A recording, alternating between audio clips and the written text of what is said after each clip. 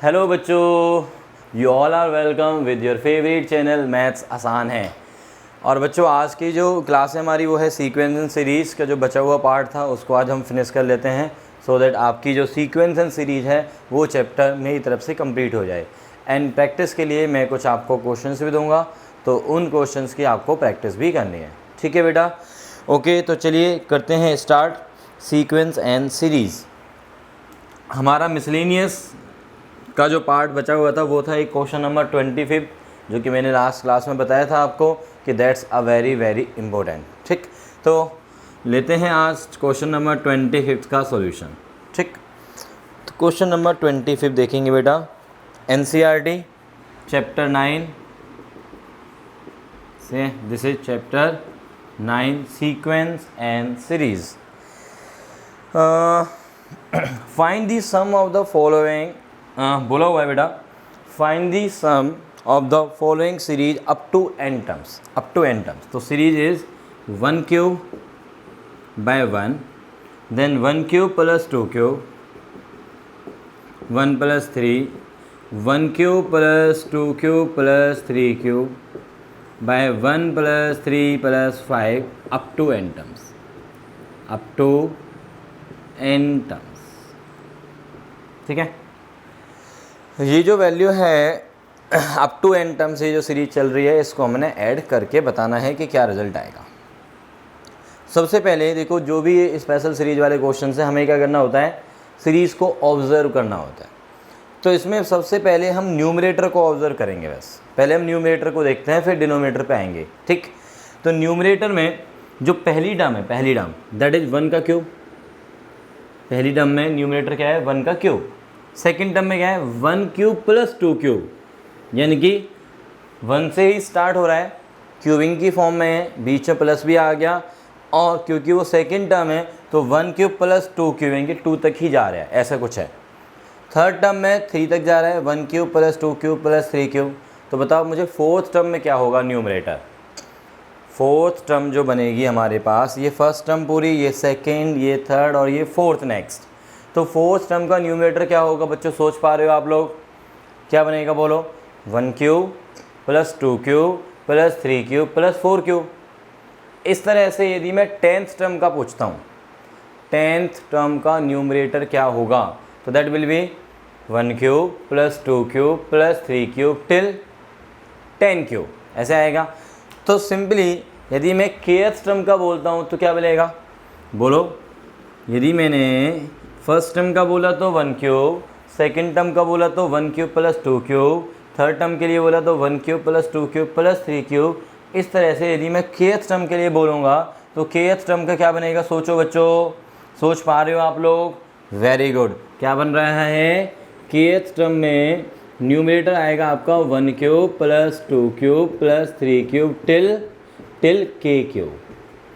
क्योंकि जो टर्म का नंबर है, टर्म का नंबर उस वैल्यू तक काउंटिंग जा रही है, उस वैल्यू तक काउंटिंग जाएगी 1 2 3 वाली, और साथ में क्यूब तो चल ही रहा है। ठीक है, अच्छा अपोन में अब आते हैं। अपोन में देखो, जब टर्म का नंबर 1 है तो ये 1 पे ही स्टार्ट हो के वहीं पे ख़त्म हो गया।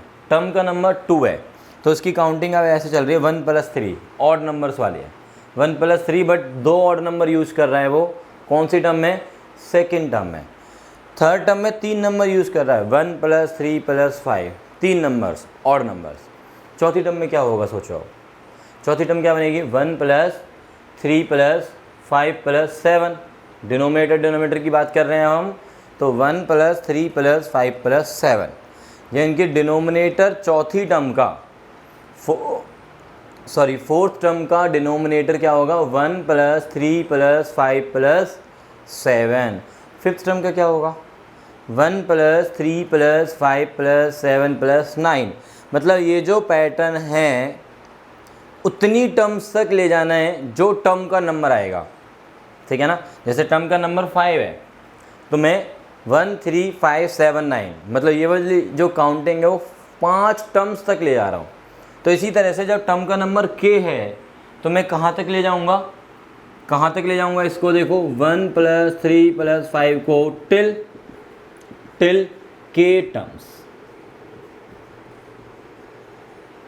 टिल के टर्म्स 1 3 5 7 9 वाले को। समझ में आया? ओके।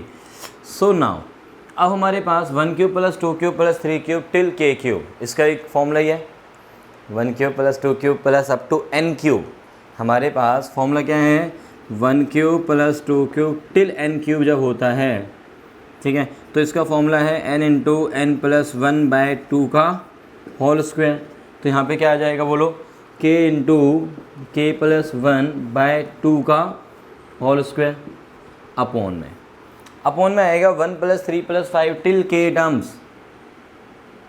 ये क्या बना रहा अपने आप में एक, ये क्या बन रहा है? ये एक AP बन रहा है जिसमें A पता है, D पता है और नंबर ऑफ टर्म्स कितनी है बेटा? नंबर ऑफ टर्म्स यहाँ पे कितनी हैं? K terms. ज़रूरी नहीं है कि आप kth टर्म की यहाँ पे वैल्यू लिखो, और यदि आपको ये जानना है कि सर यहाँ पे जो kth टर्म्स तक हम ले जा रहे हैं तो लास्ट वैल्यू क्या होगी, तो वो भी आप निकाल सकते हो इसी AP की हेल्प से। अब तुम्हें A पता है, D पता है, तो kth टर्म की वैल्यू भी तो निकाल सकते हो ना, A प्लस के माइनस 1 इंटू डी। वैसे भी कर सकते हैं हम, ठीक है। तो यदि मैं यहाँ पे वैल्यू लिखना चाहूँ तो उसके लिए वैल्यू निकालनी होगी, दैट विल बी, वैल्यू भी मैं बता देता हूँ क्या होगी। वो वैल्यू होगी A मतलब 1 प्लस में यहाँ पे लिखता हूँ मैं, वो जो लास्ट टर्म होगी वहाँ पे A प्लस के माइनस का 1 इंटू में D, which will be 2k minus 2 plus का 1। यदि आप इस kth टर्म की वैल्यू लिखना चाहते हो तो वो ये होगी, नहीं लिखना चाहते हो तो आप ऐसे लिख सकते हो टिल के टर्म्स। बट अब बात आती है कि इसका सम क्या होगा, ये वाला जो सम है, तो ये सम क्या होगा? n यहाँ पे होगा k/2 इंटू में a प्लस एल लगाओगे यदि आप ये वाली टर्म लिख लेते हो, नहीं लिखते हो तो 2 into A plus n minus 1 into D वाला फॉर्मूला लगाओगे। तो 2 into A n/2, 2 into A plus n यहाँ पे k है माइनस 1 इंटू डी कितना है बच्चों? 2। Got it? So what is now here? k square k plus 1 का होल स्क्वायर अपॉन में 2 का स्क्वायर 4 इंटू में, इसमें देखो बच्चों 2k माइनस 2 ये आएगा और ये प्लस 2 होगा, तो माइनस 2 प्लस 2 तो वो तो ज़ीरो हो जाएंगे, कैंसिल हो जाएंगे। तो बचेगा कौन अंदर? अंदर कौन बचेगा? 2k। तो ये बचेगा 2k से 2 कैंसिल, तो k स्क्वायर। मतलब ये कैलकुलेशन वाला पार्ट तो आप इजीली कर सकते हो अपने आप भी, ठीक है। नाउ अब हमारे पास k स्क्वायर से k स्क्वायर बेटा देख रहे हो कैंसिल हो रहा है, k स्क्वायर से k स्क्वायर क्या हो रहा है? कैंसिल हो रहा है। तो हमारे पास क्या बचेगा?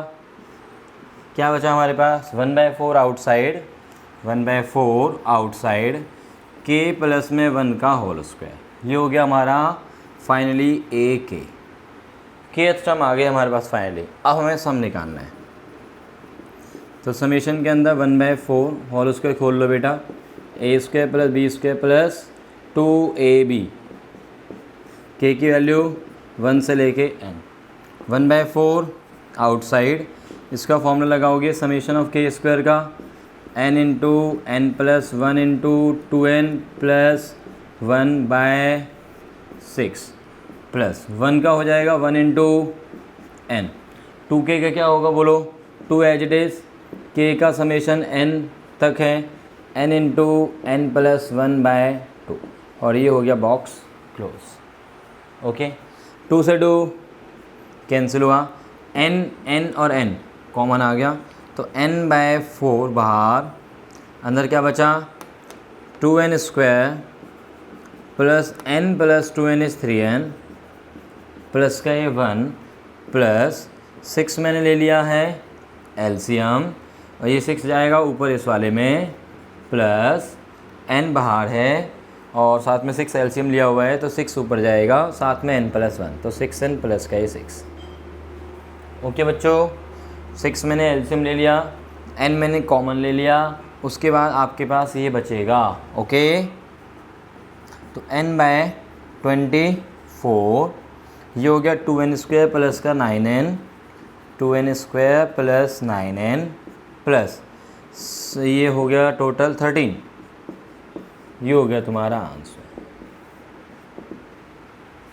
बोलिए बच्चों, समझ में आया ये? सिंपल है, सिर्फ और सिर्फ क्या करना है, हमें एक बारी जज करना है कि इसकी जो जनरल टर्म है यानी कि जो kth टर्म है या nth टर्म है वो क्या बनेगी। जैसे आपने kth टर्म का पता लगा लिया तो उसके बाद तो वह समेशन वाले फॉर्मूले ही अप्लाई करने होते हैं।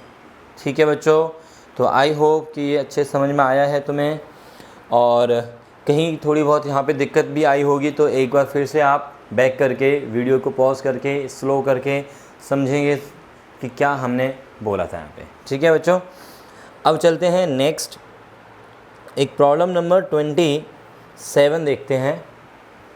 प्रॉब्लम नंबर 27 मिसलेनियस के अंदर ही एप्लीकेशन बेस्ड क्वेश्चन है। जनरली पेपर्स में बहुत ही कम पूछते हैं टीचर्स, बट बाय चांस यदि किसी ने पूछ भी लिया तो एक बार आपको आना चाहिए, क्योंकि एप्लीकेशन बेस्ड क्वेश्चंस कैसे होते हैं वो तुम्हें समझ में आ जाएगा ना एक दो क्वेश्चंस के थ्रू, तो फिर आप अपने आप भी कर सकते हो और इस तरह की प्रॉब्लम्स। ठीक है, चांसेस कम है, मैं बोल रहा हूँ खुद चांसेस कम है, बट स्टिल 2-4 प्रॉब्लम्स तो करनी चाहिए इस तरह के। ठीक,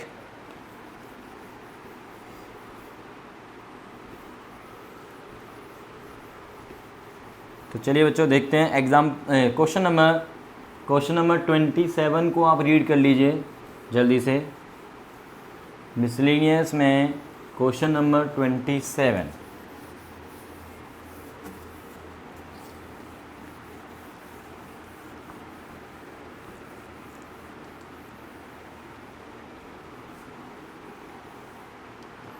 हाँ जी, तो क्वेश्चन नंबर 27 क्या है देखें ज़रा।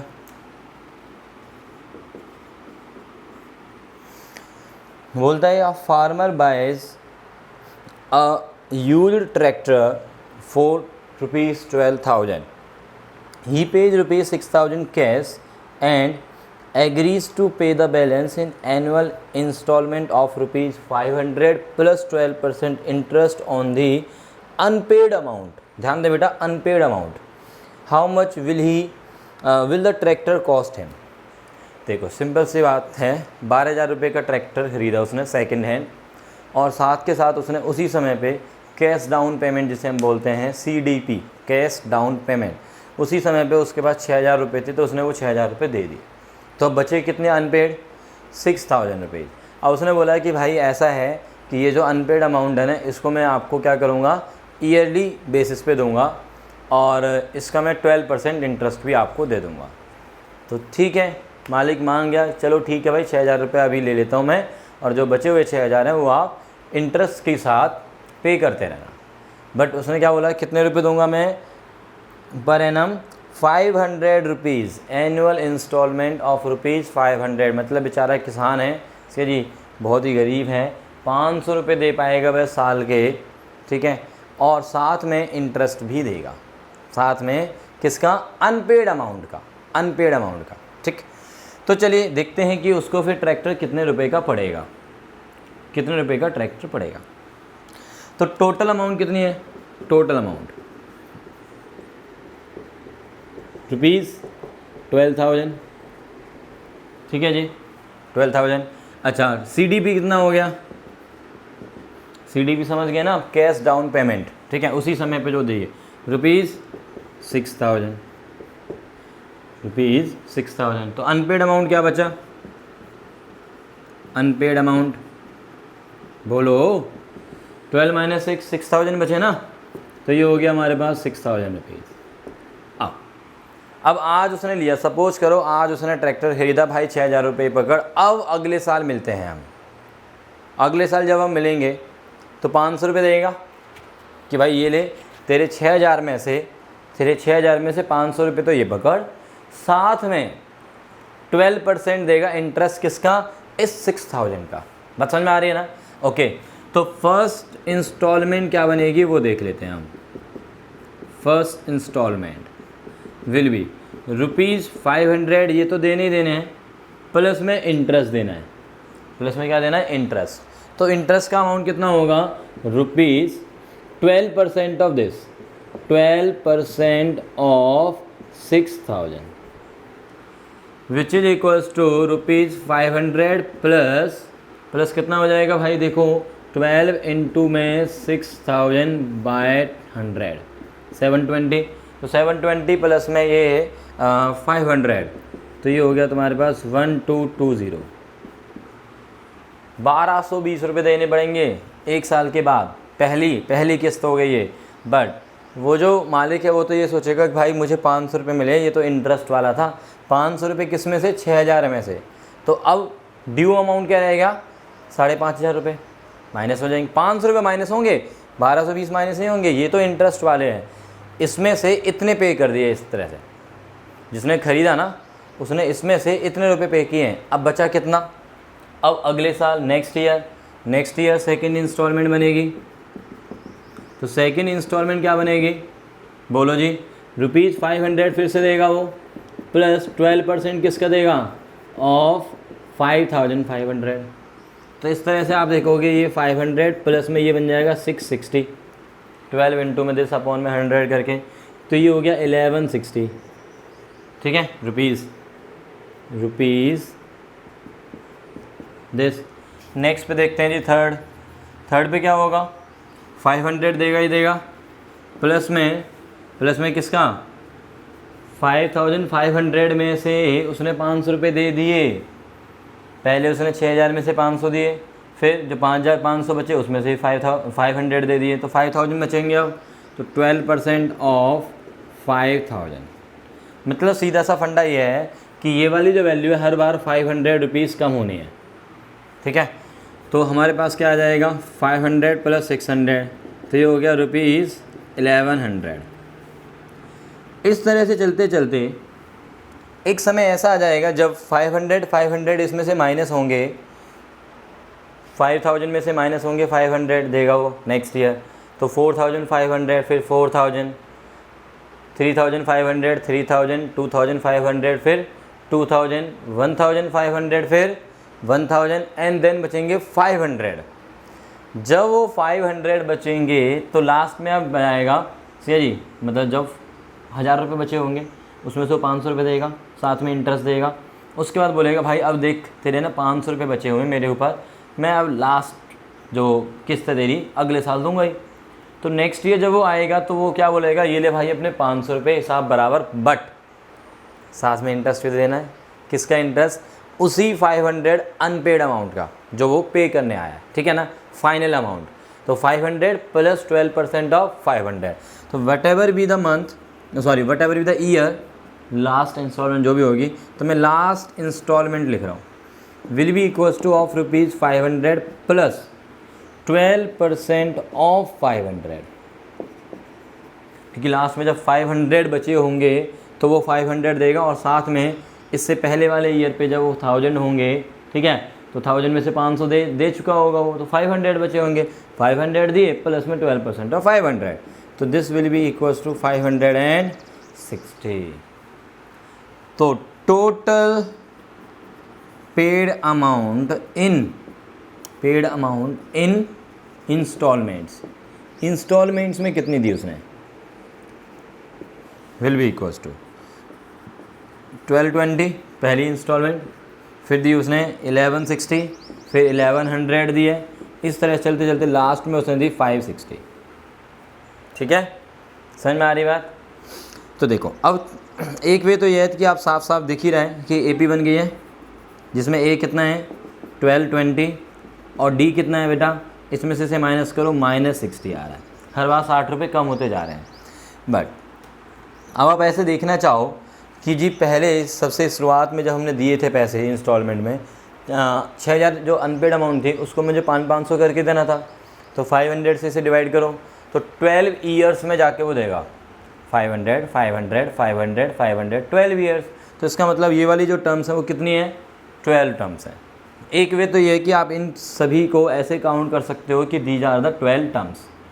दूसरा वे है कि AP के हेल्प से कर सकते हो आप, कि इसको आप nth टर्म मान लो बेटा, ये A है और ये D है, तो nth टर्म वाले फॉर्मूले से भी आपके पास क्या निकल के आएगा कि ये कौन सी टर्म है बेटा?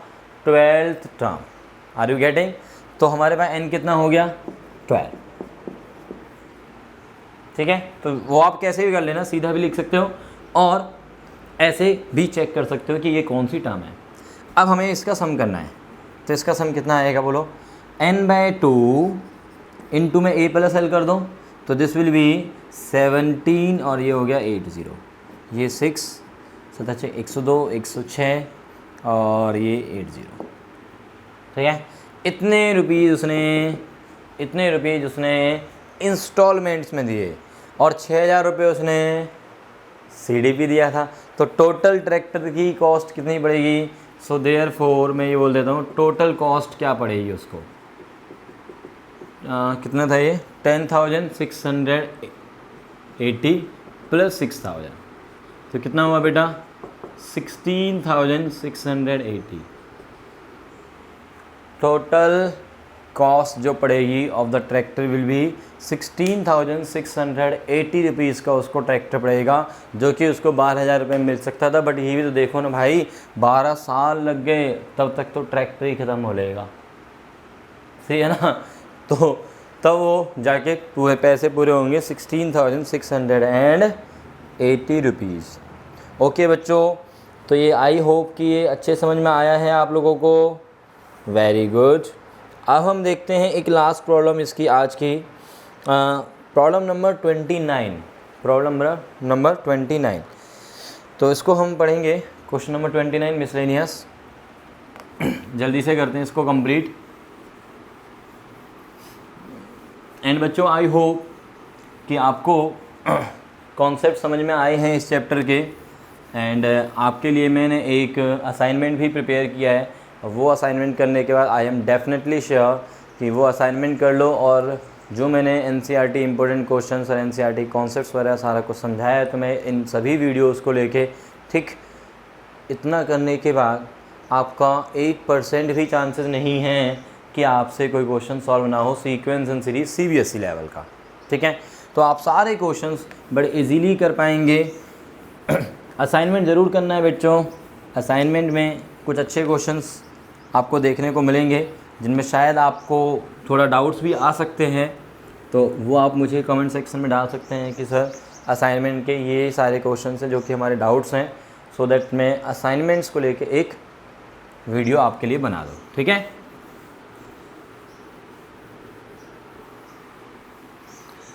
तो चलिए क्वेश्चन नंबर 29 जल्दी से इसे ख़त्म करते हैं आज। A person writes a letter to 4 of his friends. He asks each one of them to copy the letter and mail to 4 different persons with instructions that they move the chain similarly.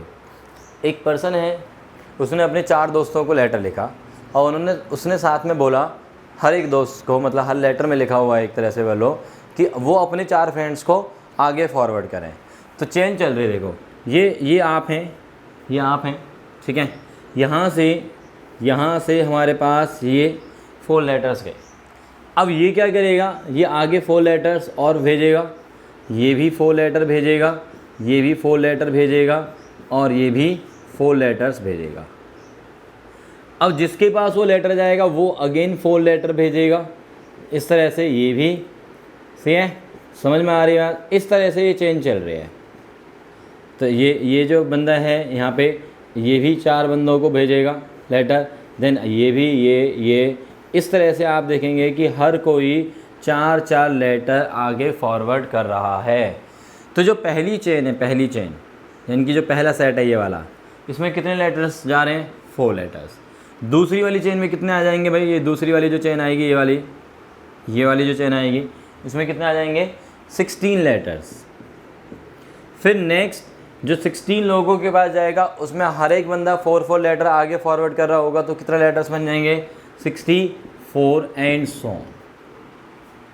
ये ऐसा कहाँ तक करना है हमने? Up to 8 terms question में बोला हुआ है। तो टोटल नंबर ऑफ लेटर्स कितने होंगे वो हमें पहले पता लगा लेना है। और उसमें बोला हुआ है कि हर एक लेटर के लिए एनवेलप चाहिए, assuming that the chain is not broken and that it costs 50 पैसे to each mail 1 letter. Find the amount spent on the postage when 8th set of letters is mailed. 8th set of letters. तो देख लेते हैं up to 8 terms कितने letters, तो सम कर लेते हैं इसका। ये क्या बन रहा है देखो ध्यान से, हर बार 4 टाइम्स हो रहा है तो GP बन रही है। जीपी बन रही है और इसमें जीपी में ए कितना है 4, आर भी कितना है 4 और एन कितना है एन। तो सम ऑफ एन टर्म्स लगा दो बेटा, सम एस 8 ए इंटू आर की पावर एन माइनस का 1 अपॉन में आर माइनस का 1। कॉस्ट निकालनी है मुझे तो दैट विल बी 50 पैसे पर मेल।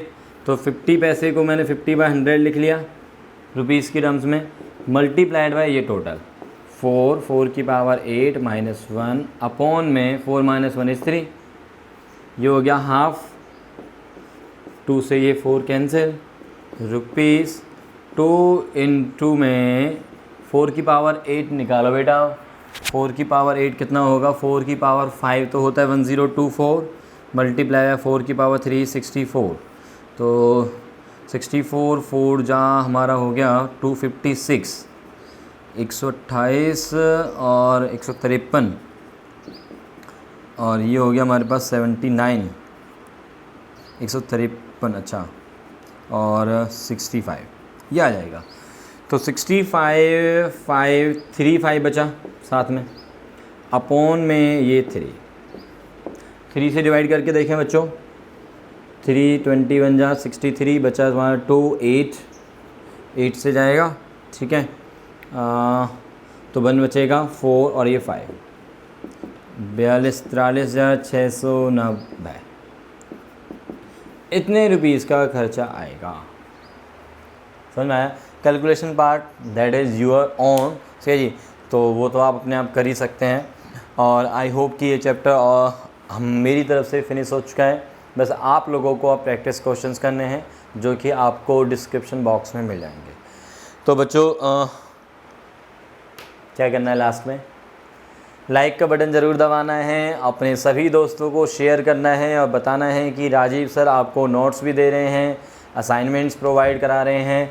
तो सब चीज़ें जब मिल रही हैं तो इधर उधर भटकने की ज़रूरत बिल्कुल भी नहीं है और अपने दोस्तों को बोलना है कि वो भी आपकी तरह इस चैनल को सब्सक्राइब करें एंड मैक्सिमम बेनिफिट्स उठाएं, ठीक है। थैंक यू बच्चों, बाय बाय।